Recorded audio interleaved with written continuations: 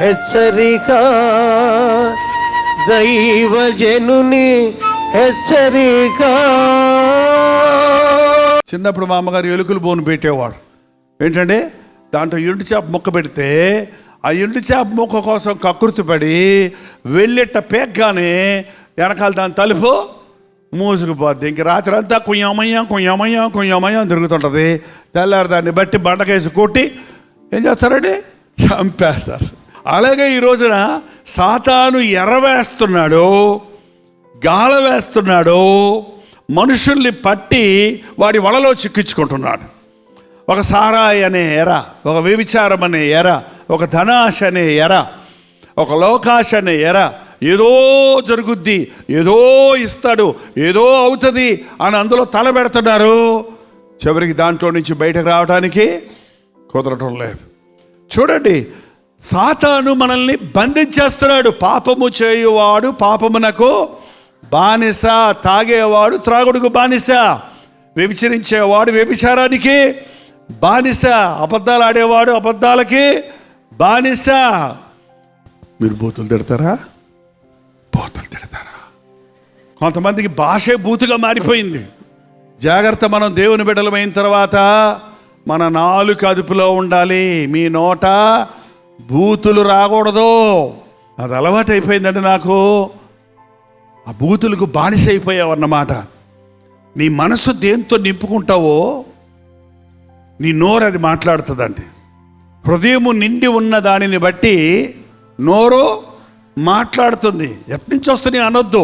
నువ్వు వాక్యం వింటూ ఉంటే, నువ్వు దేవుని వాక్యాన్ని చదువుతూ ఉంటే, నువ్వు దేవుని బిడ్డల మధ్యలో ఉంటే నీ మనసు నిండా దేవుని మాటలు ఉంటాయి.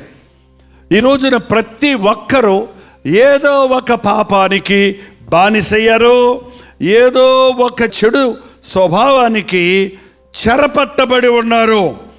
అందుకనే యేసు ప్రభు ఈ లోకంలోనికి వచ్చాడు. ఎందుకు వచ్చాడు? దీనులకు సువర్తమానము ప్రకటించుటకు యెహోవా నన్ను అభిషేకించను. తప్పు చేసిన వాడిని చెరలో పెడతారండి.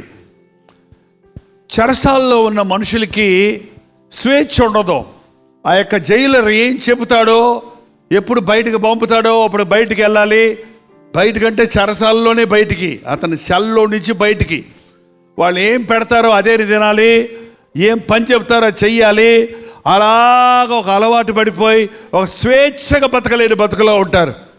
వాళ్ళకి 2 సంవత్సరాలు జైలు శిక్ష అని చెప్పారనుకోండి, ఒకరోజు ఒక జైలర్ వచ్చి అంటాడు, అబ్బాయి నీ శిక్షాకాలం ముగించింది, నీకు వచ్చి రేపు నిన్ను విడుదల చేస్తున్నాము అన్నారు అనుకోండి. అప్పుడు అతనికి ఎలాగుంటుంది చెప్పండి?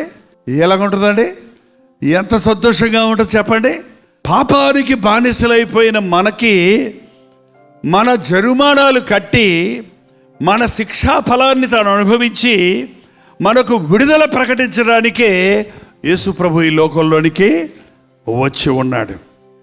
ఆయన చెప్పే సువార్తమానం ఏంటంటే, నీ పాపాల వల్ల నువ్వు కూలిపోయావు, నీ పాపముల వల్ల నీవు విసిగిపోయావు, నీ పాపాల వల్ల నీవు రోగాల పాలైపోయావు, నీ పాపాల వల్ల నువ్వు కుమిలిపోతూ ఉన్నావు, నీ పాపాల వల్ల నువ్వు నీ జీవితంలో కృషించిపోతూ ఉన్నావు, ఏ నిరీక్షణాధారం లేని స్థితిలో ఉన్నావు. ఇదిగో ఈ రోజు నుండి నీకు విడుదల. నీ దుఃఖ దినాలు సమాప్తమైనవి, నీ బాధలు తీరాయి, నీ సాతాను కట్ల నుంచి నిన్ను విడిపించడానికి నేను వచ్చానన్న మాట చెప్పడానికే యేసు ప్రభు వస్తున్నాడు. వాక్యంలో చెప్పబడింది, ఆయన తన వాక్కును పంపి వారిని బాగు చేసెను. నేను ఎక్కడి నుంచో మీ దగ్గరకు వచ్చేది ఎందుకంటే మనందరము కలిసి మన ప్రభు ఇచ్చే విడుదలను పొందటానికి, మనం దేవుని ఆశీర్వాదాలను పొందటానికి. ఆయన వాక్యము వెల్లడి అగుట తోడనే వెలుగు కలుగుతుంది. ఆయన వాక్యం మనం వింటున్నప్పుడే మనకు విడుదల కలుగుతుంది. సాతాను శక్తుల ప్రభావం నుండి మనం విడిపించబడతాం. ప్రార్థన. పరిశుద్ధుడ, ప్రేమగల తండ్రి, మరొక చక్కటి సమయాన్ని మాకు ఇచ్చినందుకే వందనములు. బంధించబడిన వారికి విడుదల, చెరలో ఉన్న వారికి విడుదల, నలిగిన వారికి విడుదల, కృంగిన వారికి విడుదల అని నీవు ప్రకటించమన్న మాట ప్రకటిస్తున్నానయ్యా. ఈ సమయంలో తండ్రి, నీ పరిశుద్ధాత్మను మా మీద కుమ్మరించుము నాయన. రోగముతో ఉన్నవారిని స్వస్థపరచుము తండ్రి. తాగుడుకు బానిసలుగా ఉన్నవారిని విడిపించుము నాయన. కుటుంబ సమస్యలతో ఉన్నవారికి విడుదల దయచేయి తండ్రి. సాతానుకు మాలో మా గృహాలలో చోటు లేకుండా నజరేయుడైన యేసుక్రీస్తు నామములో విడుదల చేయించున్నాము తండ్రి.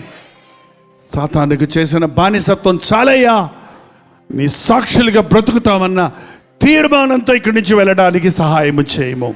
యేసుక్రీస్తు నామములో అడుగుచున్నాము తండ్రి. మన తండ్రి అయిన దేవుడి యొక్క ప్రేమయు, కుమారుడైన క్రీస్తు యొక్క కృపయు, ఆదరణకర్త అయిన పరిశుద్ధాత్మ యొక్క సహవాసమును కూడి వచ్చిన మనందరికీ ఇప్పుడును సదాకాలము తోడై ఉండునుగాక.